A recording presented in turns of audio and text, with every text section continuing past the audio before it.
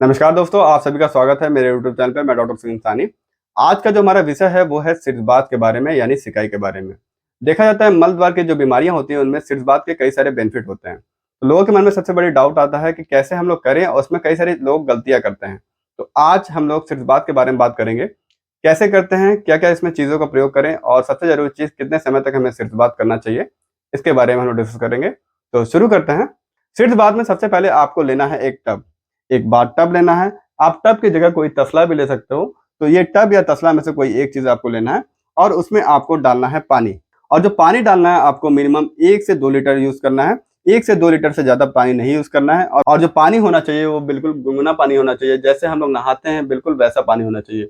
कई लोग देखा जाता है, कई लोग पानी जो है वो काफ़ी गर्म ले लेते हैं, जिससे मलद्वार जो होता है उनका जल जाता है। तो ये सारी चीज़ें आपको ध्यान रखना है। पानी बिल्कुल गुनगुना लेना है, और उसमें आपको डालना है फिटकरी, यानी एलम।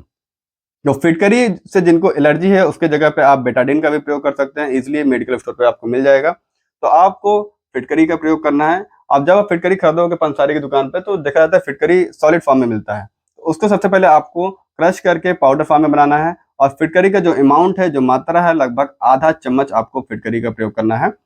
फिटकरी का प्रयोग काफ़ी बेनिफिशियल होता है, जो हम लोग पेशेंट को कराते हैं। इससे काफ़ी बढ़िया रिस्पॉन्स हम लोग को देखने को मिलता है, तो इसलिए हम लोग फिटकरी को ज़्यादा प्रेफ़र करते हैं। तो आपको क्या करना है, पानी लेना है लगभग 1 से 2 लीटर, उसमें आधा चम्मच फिटकरी डालना है। फिटकरी डालना है, उसके बाद आपको उसमें बैठ जाना है। पानी जो है बिल्कुल छिछला होना चाहिए, ज़्यादा पानी नहीं होना चाहिए। बिल्कुल केवल उसमें आपका मलद्वार डूबना चाहिए। जैसे आप पिक्चर में देख सकते हो, बिल्कुल ऐसे ही बैठना है। और जो टाइमिंग है लगभग 5 से 10 मिनट, 5 से 10 मिनट से आपको ज़्यादा नहीं बैठना है।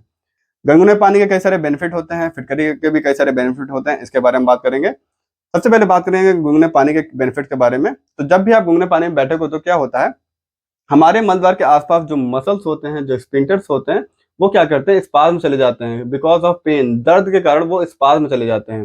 तो इससे क्या होता है, जब गुनगुने पानी में व्यक्ति बैठता है तो क्या होता है, जो मसल्स होते हैं उसका जो स्पाज़्म होता है वो कम हो जाता है, रिड्यूस हो जाता है। और गुनगुने पानी में बैठने से ब्लड सर्कुलेशन इंप्रूव होता है। मल द्वार के आसपास जो ब्लड सर्कुलेशन होता है वो इंप्रूव होता है। ब्लड सर्कुलेशन इंप्रूव होगा तो वहाँ पे हीलिंग अच्छा होगा। हम लोग जानते हैं हमारे शरीर में कहीं भी टिश्यू होता है, जो टिश्यू को जो न्यूट्रिशन मिलता है वो खून से मिलता है। तो वहाँ पे ब्लड सर्कुलेशन इंप्रूव होगा तो वहाँ पे हीलिंग अच्छा होगा। और फिशर में जो पेन होता है, जो दर्द होता है, उससे भी आपको काफ़ी रिलीफ मिलेगा। और मल द्वार के आसपास कोई इरिटेशन या फिर इचिंग या खुजली कुछ भी हो, इससे भी आपको आराम मिलेगा।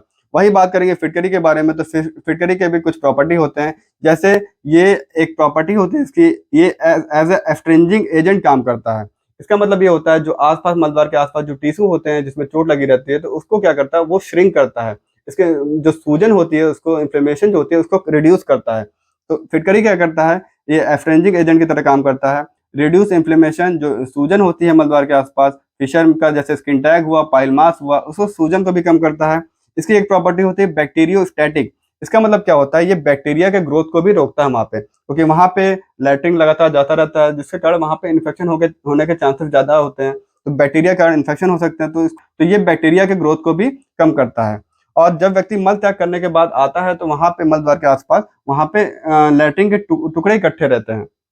जनरली फिशर में देखा जाता है, जो फिशर बेड होता है, जो कट होता है, उसमें देखेंगे तो छोटे-छोटे टुकड़े इकट्ठे हो जाते हैं, जिसके कारण व्यक्ति को इन्फेक्शन हो सकता है। तो क्या होता है, वहाँ पे जो डर्ट होता है, जो गंदगी होती है, वो भी हट जाती है। और सबसे अच्छी चीज़ ये है, ये ब्लीडिंग को भी स्टॉप करता है। यानी जब जब व्यक्ति मल त्याग करने के लिए जाता है तो किसी कारणवश क्या होता है, लैट्रिन टाइट आ जाती है। टाइट आने के कारण क्या होता है, वहाँ पे ठोकर लग सकती है। ठोकर लगने के कारण वहाँ पे क्या करते हैं, ब्लीडिंग हो सकती है। पाइल्स हुआ चाहे फिशर हुआ, दोनों ब्लीडिंग हो सकती है। तो ये ब्लीडिंग को भी रोकता है और हीलिंग को भी प्रमोट करता है। तो ये सारे बेनिफिट होते हैं फिटकरी के और गुनगुने पानी के। अब हम लोग बात करेंगे सबसे जरूरी चीज़, कितने समय तक हमें सिकाई करना है। तो सिकाई जो है आपको 5 से 10 मिनट तक करना है। और कब करना है, मल त्याग के बाद। क्योंकि मल त्याग के बाद ही क्यों करना है, क्योंकि मल त्याग करने के बाद क्या होता है, मल द्वार के आसपास लैट्रिन के छोटे-छोटे टुकड़े रहते हैं, वो साफ नहीं होते। तो इसीलिए हम लोग मल त्याग के बाद कराते हैं, और रात में सोने से पहले करना है। तो सिकाई आपको 2 टाइम करना है, सुबह मल त्याग करने के बाद और रात में सोने से पहले, कभी भी 2 टाइम आपको सिकाई करना है। सबसे ज़रूरी चीज़ ये है कि आपको जो मलद्वार होता है उसकी हाइजीन को मेंटेन रखना है। और सिकाई के बाद ये चीज़ ध्यान रखना है, एक कोई सूती कपड़ा से मलद्वार को क्या करना है, पोंछ लेना है। इससे क्या होगा, वहाँ पे नमी नहीं बनी होगी। नमी नहीं होगी तो वहाँ पे फंगल के चांसेस फंगल होने के चांसेस कम रहेंगे। तो आपको हाइजीन का ध्यान रखना है। सिकाई के बाद आपको कोई सूती कपड़ा से मल द्वार को पोंछ लेना है। इससे क्या होगा, ड्राइनेस बनी रहेगी और फंगल होने के चांसेस कम रहेंगे। तो ये सारी चीजों को आपको ध्यान रखना है। अब हम लोग बात करेंगे पाइल्स और फिशर में इसके बेनिफिट्स के बारे में।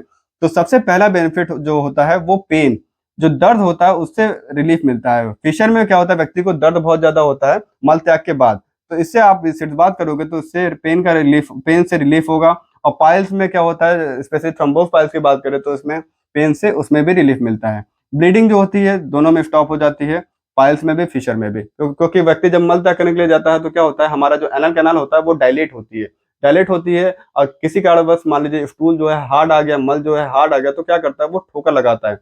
अब ऑलरेडी फिशर का कट है या फिर पाइल है, मांस है, तो वहां से मल आएगा तो क्या करेगा, वो ठोकर मारेगा। तो इससे क्या होगा, जो ब्लीडिंग हो सकती है तो ब्लीडिंग स्टॉप होगा। और जो ईचिंग होती है, जो खुजली होती है, उससे भी रिलीफ मिलेगी पाइल्स और फिशर में।